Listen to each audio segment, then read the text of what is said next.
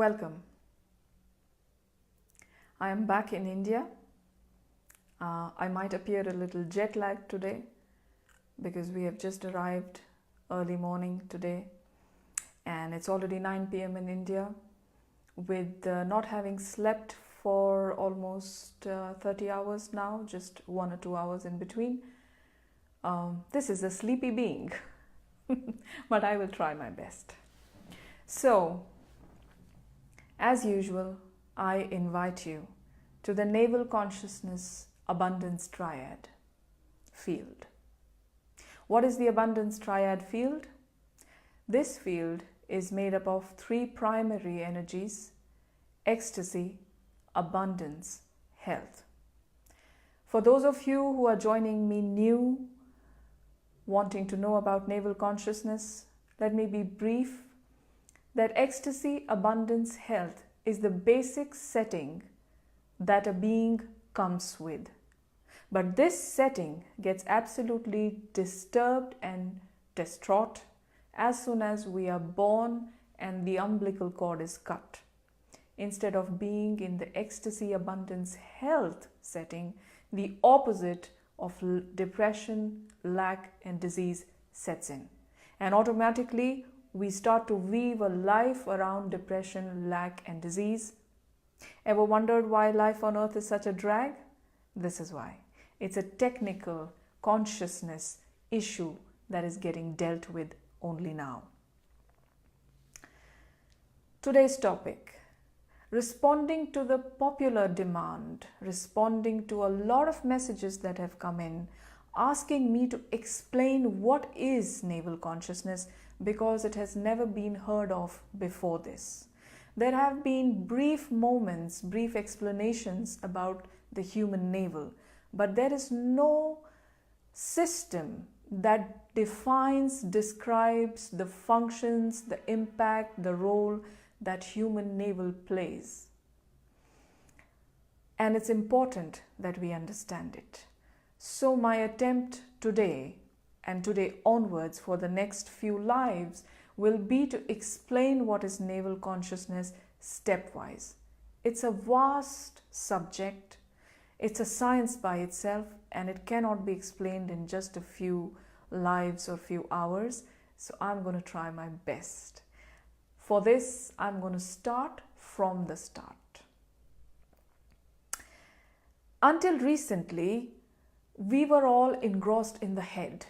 Until recently, we thought brain was the primary tool. Brain was the primary master that created everything. And there was no energy field that was bigger than brain. Until recently, till we started research, actual scientific research, on the electromagnetic field of the heart, and were surprised to find out that the electromagnetic field of the heart is way bigger than the head. The heart's intelligence is way more intuitive, flowing, and intelligent than the head. And so the whole world got smitten by the heart. Now, if you check any messages, whether they are social in nature, whether they are intellectual in nature, whether they are spiritual in nature, you will see that more and more people are endorsing the intelligence of the heart. And more people are inviting us to live from the heart, think from the heart, or at least combine the heart with the head. Now this leads to an inevitable question. What about the navel? What about the gut?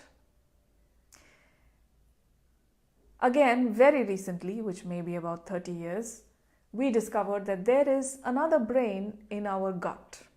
It is called the enteric nervous system. Right in the lining of our intestines are billions and trillions of neurons.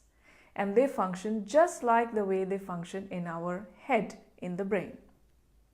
So here we have with another brain in our intestines that actually regulates our moods and our intelligence and our gut feeling. So the new line of treatment for a lot of depression patients is to check what is the flora of their gut. What are the bacteria and what are the imbalances in their gut? The imbalances in the gut bacteria leads to mood swings. This, according to me, is only the tip of the iceberg. There is a huge picture that is yet to be revealed and slowly but steadily is coming out. So how can you feel complete without any information on the navel? And why isn't there any information on the navel so far? If we go into the world history, whether it is spiritual or any other kind, we will see that so much of information, so much of wisdom has already been given about so many subjects. How come then the navel has been skipped? It has not been skipped. It has been given, but in a different format. You will not find any information on navel in depth. There is only superficial information given about it because the use of it is so sacred, so divine, so crucial and pivotal to human existence that it had to be introduced only when our minds and hearts and our beings are ready for it. What does that mean? If you are of the spiritual nature, if you've been following the spiritual movement for last 30 to 40 years, you will see that we have been talking about something called the Aquarian Age. We have been talking about something called the Golden Age, or what I call the Satyuga. The Golden Age is coming, the Satyuga is coming. And we are in a time period which is called the Dark Age or the Kali Yuga. Now, what is the difference between Kali Yuga, Satyuga, and what does it have to do with our navel? Kali Yuga, or the Dark Age, is the age of the division. Ruled by the Piscean symbol, it is the age of the opposites. There's nothing wrong with that. When humanity is going through an evolutionary cycle, the opposites, experiencing the opposites is one of the stages of experiencing evolution. It's one of the steps of evolution. So before you step into union, you have to experience, or you do experience, the opposites, living from the opposites. So the Piscean age was, or still is, more about the opposites. Good and bad, wrong and right, male and female, up and down, rich and poor, heart and head, dreams and reality, adventures and security, all this, the opposite, continuously struggling with the opposites. There is no union. But right now, right in this moment, we are not in the Piscean age as such. We are, in fact, what can be called a time limbo. Although it's not as stagnant, as static as a limbo, but we are in an in-between age. We are not in the Piscean age. We are not here in the Golden Age. We are in between. And this in-between gap that we are experiencing right now has actually never happened before. The entire time cycle goes through 12 zodiac signs, and none of the signs before this have ever had a time gap in between. Only this one, between the Piscean and the Aquarian, there is this time gap. And do you know for what this time gap exists? The time gap exists to prepare us. Can you imagine a prisoner who has been put into solitary confinement for 25 or 30 years? And one fine day, the guards decide that there's enough of imprisonment for this one. They put a hood over the person and they transport him to some place. When they open the hood, he finds himself on an Italian beach. It's a bright summer day and everybody is enjoying the freedom, the water, the food, the wine, the dance, the music, the light. Can you imagine the state of the person who has gone from a solitary confinement, darkness, hardly any fresh air, to an Italian beach, a summer day? Do you think the mental state of that person will be able to take it? Do you think they will be able to take in the beauty? Do you think that person will be able to take in the beauty that the Italian beach has to offer? Not really. Because the solitary confinement has wired the brain, the entire system, the entire consciousness of the person in such a way that sometimes even the physical eyes are not able to see the light. They will have to go through an adjustment. You cannot take someone from confinement to an Italian beach. You cannot take someone from darkness to absolute light. And in the similar state, universe, the existence is treating us, the beings, the manifested beings. The universe, the existence is not taking us from the Kali Yuga to the Satyuga in a leap, because we will not be able to adjust to it. So this gap period that we have right now is where the explosions are taking place, consciousness explosions are taking place, where you will find thousands of consciousness workers who are downloading thousands of consciousness modalities, thousands of consciousness insights, thousands of consciousness helpfulness that is creating awakening and awareness in thousands and millions of people across the world. Never before has there been an army of consciousness workers consistently working at raising the awareness and the vibrational field, not only individual but collective, of the entire world, entire humanity. Never before has there been so much effort put into peace. This gap period is where we are receiving the re-initiation. To come out of the darkness, first to go into the darkness, you have to let go of a lot of light. So the way the humans used to conceive, the way they used to birth and raise, what they did with the navel, heart, mind, Trinity circuit wisdom, and what they did with the navel, what is the enteric nervous system, what connection does it have with the heart or with the brain or on its own. All this wisdom got lost in the dark age.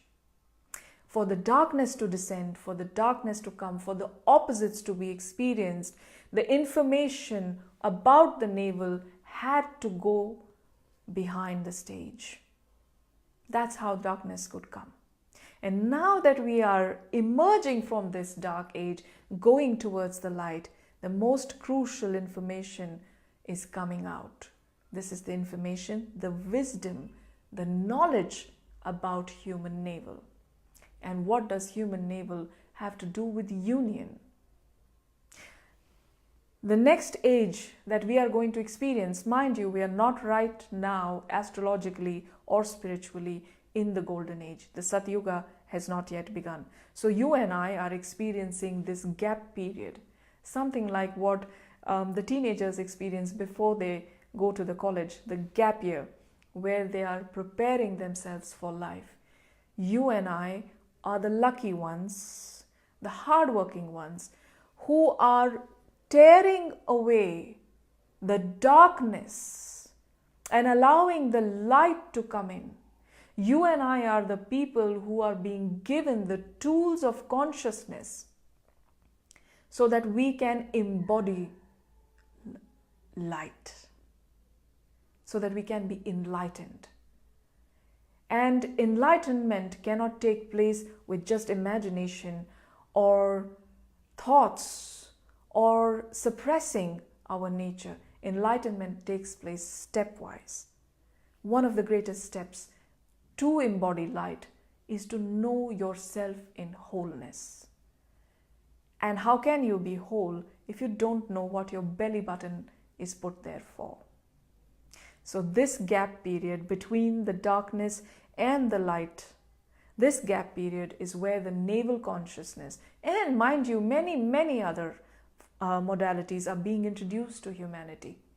Navel consciousness focuses on your navel, the wisdom. What do I have to do with it? I'm one of those lucky, great, fortunate people